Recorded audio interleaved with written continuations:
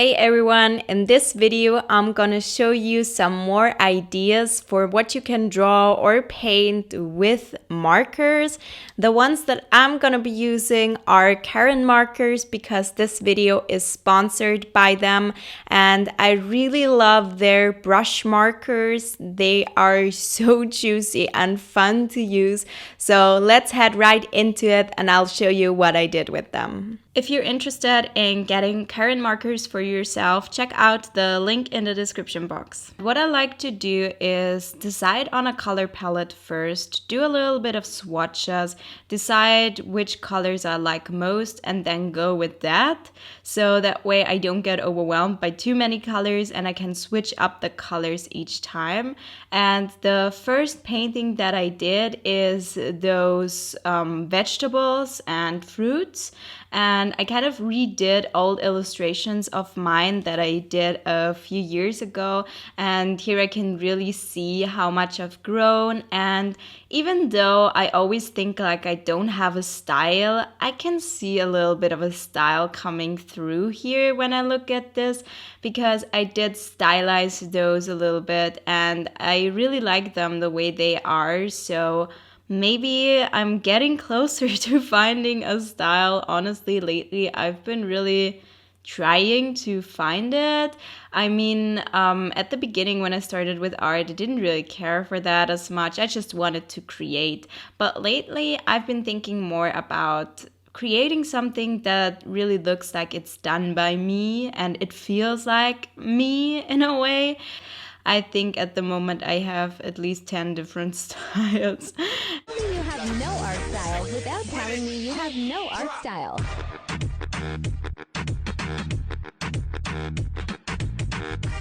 And here you can see I did a radish, I did some blueberries, and then some parsley, I think that it is in English.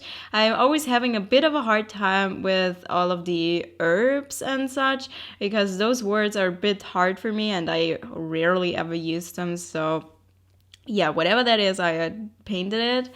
And then I did some strawberries and here you can see I used this technique where you put the two pens together and you kind of create an in-between shade of them, and that worked so well. I did that a couple of times with those and it worked really well. I'm still searching for the right paper to use those with because they're so juicy, and I was using the Clairefontaine paper here, which is also watercolor paper, and it's still a little bit bleeding at the edges, which is very nice for the blending and not so nice for the edges. So yeah, that's what that did. But later on I used a paper that worked really well. I've had a bunch of art supplies where I just needed to try what worked together and what didn't. So if you have this and the art supplies don't really behave in the way that you want them to, or do something that you're not completely happy with,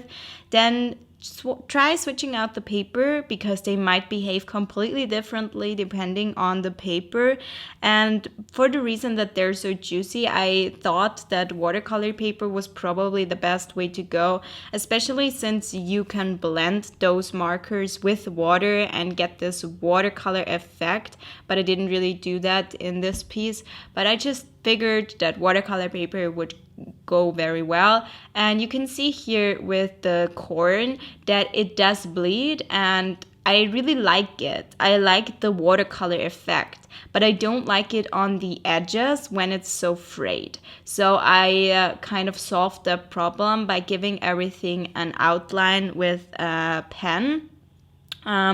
But I'm still trying to figure out if I can kind of spare the pen because I think it would also look really cool without it.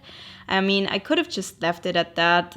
Probably nobody would have cared. I'm just being a little bit of a perfectionist here. I'm sorry I can't turn that off. But yeah, that's what I did here. And I did all of these veggies and fruits. I don't know if there's an umbrella term for both of those.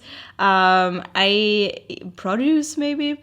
I already created all of those in Inktober years ago, and as reference, I just used my old illustrations. I did not use photos of these things. I really just referenced my old illustrations, and I think that's one of the reasons why I think this looks more stylized versus just copied from a picture, because this has been copied twice. So and it has been copied from a picture, and then I copied the copy. I hope that makes sense. So it really looks a little bit more stylized at that point, and that's kind of what I'm going for. I really was not going for realistic here. I think that the strawberries are maybe the weakest of them all, unfortunately, in my opinion, and they're kind of in the middle, but it doesn't really matter that much. I really love the radish and the way that one looks, and I really would like to do more of this. A few years ago, I was obsessed with painting fruits and vegetables, and I would kind of like to revisit that.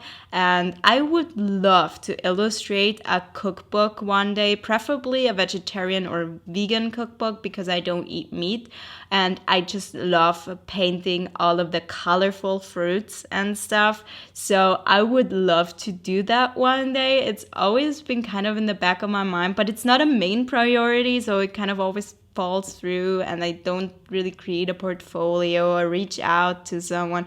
So if you're currently writing a vegetarian or vegan cookbook, feel free to reach out to me. Maybe we can come to something and collaborate on that. So for the next piece, I really love what I did here, honestly. I'm really proud of this idea. I used all of the neon colors in the set. I think you can buy those sets individually. So if you are interested in maybe just the neon colors, for example, you can just buy those individually. And those really look like highlighters. They're so bright, and you have to really think about how you're gonna use them. And I decided to draw a jellyfish here. And I tried to use all of those colors and really make it as colorful as possible. And you can see that the colors pop so much, so it really needed a subject where that would make sense. And if you have this kind of super bright style, then that's probably a very good idea for you to recreate something like that. And for this piece, you could literally just use highlighters if you have those. And they might not blend as much as these KARINMARKERS do, but you will probably get a similar color effect. And for the background, I just used black, and I think that's what made the piece pop. At first, I left a little bit of space in between the jellyfish and the black, so there would be a little bit of a black outline. But later on, I changed my mind and removed that outline. I don't know if I like it more with or without it. I think I did the right thing to remove the outline, because if you look at those lines, I have no idea what that part of the jellyfish is called, but I'm sure some of you will know. It would have been really hard to leave a white border there, and it would have looked very weird. So I just decided to fill in the spaces as best as I could.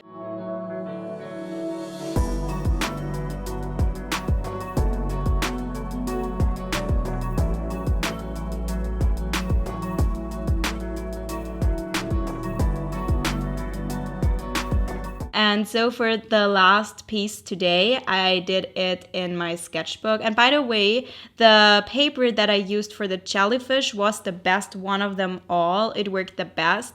And those are the Arteza watercolor cards. Not Arteza watercolor paper, but the watercolor cards. I cut those in half because there are folded cards.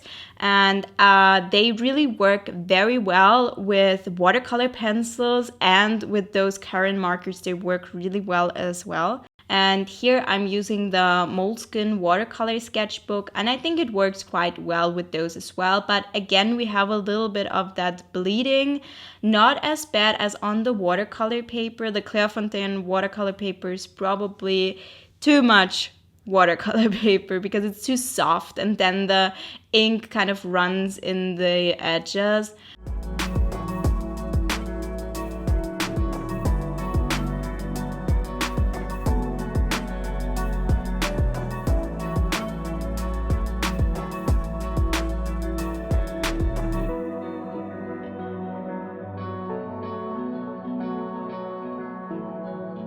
You can see that I built up the layers over and over, and for the landscape part it all looked very well, and I'm very proud of how it looks, and the trees and everything. It looks a little bit scribbly. I think later on I blended it a little bit as well, so I'm happy with how that looks. I'm just not too happy with the tower or the building that I did. For some reason I don't like it as much. I added a few details with a pen and I'm not too happy with those. But hey, we're still learning here, and this is just a page in my sketchbook, so really doesn't have to be perfect whatsoever. And if you're creating anything and you're not completely happy with it, that's okay. Even professional artists aren't always happy with their art. And I think instead of trying to be happy with everything that we create, it's also important to sometimes just accept that you won't always be happy. Sometimes you're not gonna like the art, or you're gonna like parts of it and other parts you're not gonna like. And that's part of growth, and that's okay, because next time I might do it differently. And so I learned something, and not every single piece has to be hung up on the wall, and some pieces are there to learn and to improve. And I hope you can take this with you from this video. You can see here that in the end I finished it off with some clouds. I used a gel pen as well as the white Deco brush pen from KARINMARKERS, and just blended that a little bit, and so now we have this piece.